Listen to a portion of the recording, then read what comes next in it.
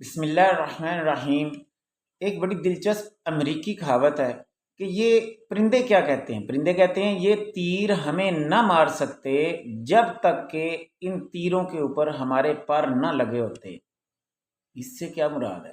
آپ کو پرانے زمانے کے وہ تیر جو ہیں لکڑی کے، اور ان کے پیچھے پرندوں کے جو پر لگے ہوتے تھے، جو اس تیر کو بیلنس کرتے ہیں ہوا کے اندر، ادھر ادھر نہیں ہونے دیتے، اور وہ سیدھا اپنے نشانے کی طرف جاتا ہے۔ تو وہ یاد رکھیں، پرانے جو تیر کمان اور کے ذریعے تیر مارے جاتے تھے، لکڑی کے تیر، ان کے پیچھے پر لگے ہوتے تھے پرندوں کے، وہ پروں کی وجہ سے ان کا بیلنس رہتا تھا۔ پرانی ٹیکنالوجی ہے۔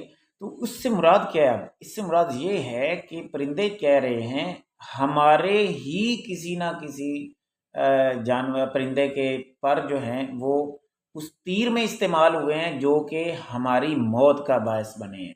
یعنی کہ اپنوں کے اندر جو غدار ہوتے ہیں، اپنے غدار ہوتے ہیں، ان کی وجہ سے ہی انسان مار کھاتا ہے، یہ سمجھانا چاہ رہے ہیں۔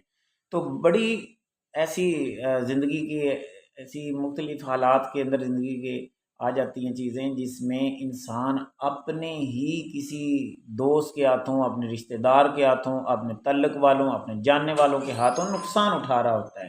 وہ یہ کہہ رہا ہے کہ اپنے جو نقصان پہنچاتے ہیں نا، یہ اصل میں بہت زیادہ یعنی کہ ہلاکت خیز ہوتے ہیں ثابت۔ وہ آپ کو جانتے ہیں، آپ کی کمزوریوں کو جانتے ہیں، آپ کی اچھائیوں برائیوں سب کو جان رہے ہوتے ہیں، اس لیے ان کا آپ کو نقصان پہنچانا بڑا آسان ہوتا ہے۔ ان کا ہدف جو ہوتا ہے بڑا ایک کہ کوئی رشتہ دار ہو، اس کو نقصان پہنچایا جائے، اگر کوئی جاننے والا قریبی ہو تو کہتا ہے کہ باہر کے لوگ تو انسان کو کم ہی نقصان پہنچائیں، شاید اصلی نقصان زندگی کو تباہ و برباد کر دینے والا وہی ہوتا ہے جو اپنوں کے اندر دشمن چھپے ہوتے ہیں، منہ کے میٹھے ہوتے ہیں، دل کے برے ہوتے ہیں، اور یہ بیڑا غرق کر دیتے ہیں انسان کا، خاندانوں کے خاندان کا۔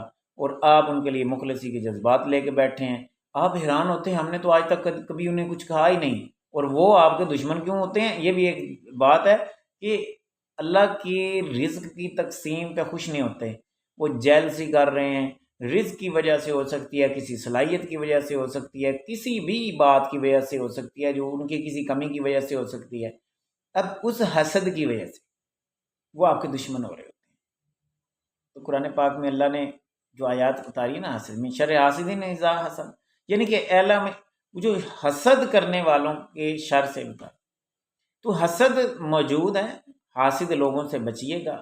بہت زیادہ خود نمائی کرنا، اس طرح اس وجہ سے بھی بڑے حاسد لوگ آپ کے پیچھے پڑتے ہیں۔ کوشش کریں بہت زیادہ خود نمائی کی طرف نہ جائیں، اور اللہ تعالیٰ سے دعائیں کریں حسد سے بچنے کی، یہی اس کا حل ہو سکتا ہے۔ آپ مخلص رہیں، مشورہ میرا یہ، آپ مخلص رہیں، آپ کبھی کسی کا برا نہ سوچیں، آپ سب کا اچھا ہی سوچیں۔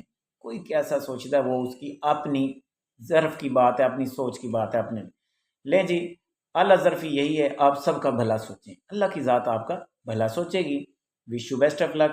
مزید کوئی بھی ایسی پروورب ہو، کوئی کہاوت ہو تو آپ کمنٹ کر سکتے ہیں، اس پہ مزید کوئی بات کرنا چاہیں کمنٹ میں آپ لکھ سکتے ہیں۔ وش یو بیسٹ آف لک۔ عرفان فانی کو اجازت دیجیے، اللہ حافظ۔